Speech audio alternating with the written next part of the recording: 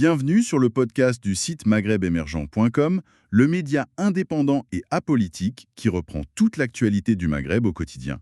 Je suis votre journaliste et animateur pour cette discussion. Et je suis ravie d'être avec vous aujourd'hui pour apporter mon expertise sur le sujet. Parfait. Alors aujourd'hui, on va s'intéresser à un projet assez important, la modernisation en cours à l'aéroport d'Alger. On se base sur l'article L'aéroport d'Alger, Innovation et services 2025. Mhm. L'article parle d'une ambition forte, transformer l'expérience voyageur, faire de l'aéroport un modèle. Mais concrètement, quelles sont les initiatives lancées pour y arriver? Pour répondre aussi à la compétitivité internationale. Oui, c'est un projet d'envergure, effectivement. Alors pour démarrer, la Société de gestion des infrastructures aéroportuaires a mis les choses en mouvement assez récemment. Ils ont lancé plusieurs appels d'offres. En gros, ce sont des invitations pour que des entreprises viennent proposer leurs services. D'accord. Pour exploiter quoi exactement? Pour exploiter de nouveaux espaces commerciaux et aussi des bureaux directement dans l'aérogare. L'idée derrière tout ça, c'est vraiment de construire un pôle de services très diversifié, bien plus que ce qu'on trouve habituellement. Un pôle diversifié, d'accord, ça sonne bien. Ça suggère une vraie montée en gamme. Vous avez des exemples? Quel type de commerce on pourrait y trouver? Eh bien, l'éventail annoncé est assez large en fait. Ça semble couvrir pas mal de besoins différents. Pour l'alimentaire, par exemple, on parle de choses assez fraîches, des jus de fruits pressés, des stands à salade, des glaces. Ah oui, plutôt moderne comme offre. Voilà.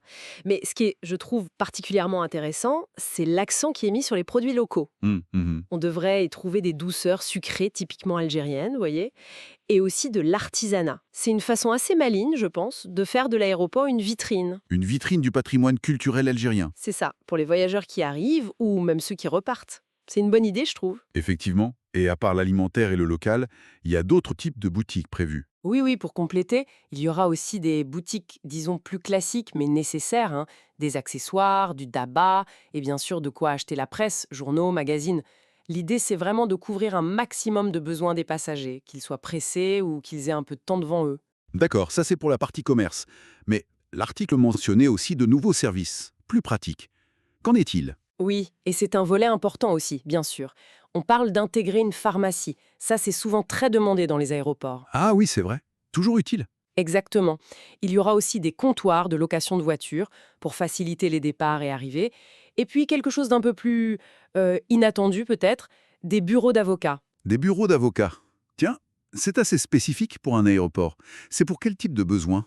La logique derrière tout ça, en fait, elle est double. D'un côté, c'est clair, il s'agit de faciliter au maximum le parcours du voyageur, lui offrir tout sur place. Simplifier l'expérience, en somme. Voilà, c'est ça, améliorer l'expérience globale. Et d'un autre côté, ce qui n'est pas négligeable, c'est que ça participe à dynamiser l'économie locale. Ça crée de l'activité, des emplois au sein même de l'aéroport. C'est une approche intégrée. Je vois, ça dessine un aéroport beaucoup plus complet. Mais avec tous ces nouveaux acteurs, ces entreprises, comment est-ce que la société de gestion va s'assurer de la qualité, du sérieux des services proposés? La sélection doit être un point sensible, j'imagine. Ah oui, absolument. Et la procédure qui est mise en place, elle se veut assez stricte. Les entreprises qui veulent postuler doivent monter un dossier de candidature plutôt complet. Dedans, il faut une proposition technique, comment ils comptent opérer le service, une proposition commerciale et bien sûr une offre financière. Ce n'est pas qu'une question de prix, loin de là. On imagine que le but, c'est d'éviter les mauvaises surprises pour les voyageurs et de garantir un certain standing. Tout à fait. L'objectif premier, c'est de s'assurer que les futurs partenaires, eh bien, ils respectent des normes de qualité élevées et qu'ils soient capables de répondre aux attentes des voyageurs qui sont de plus en plus exigeants, qu'ils soient algériens ou internationaux. Il faut créer un environnement qui soit perçu comme professionnel, bien structuré, efficace et aussi réactif. Cette rigueur dans la sélection, elle est vraiment fondamentale pour l'image et la crédibilité de l'aéroport. Mhm. Et il faut aussi voir cette démarche dans une perspective un peu plus large. Ça s'inscrit dans une volonté de développement durable et de recherche de performance globale. C'est devenu indispensable aujourd'hui si on veut qu'un aéroport comme celui d'Alger réponde aux exigences internationaux, mais aussi qu'il renforce son attractivité comme un point de connexion important dans la région. C'est très clair. Donc, en résumé, si on reprend les points principaux, l'aéroport d'Alger est en pleine transformation. Le but, c'est vraiment d'améliorer l'expérience des passagers. Ça passe par une offre commerciale beaucoup plus riche, plus variée. On a parlé de l'alimentaire sain et rapide, des produits locaux, des boutiques spécialisées.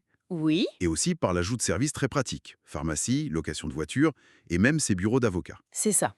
Et le point essentiel, c'est que tout ça repose sur une sélection rigoureuse des entreprises, pour garantir la qualité, la performance, et le tout dans une vision de développement qui colle aux standards internationaux. Exactement. Merci pour votre écoute et retrouvez plus d'actualités sur maghrebemergent.com.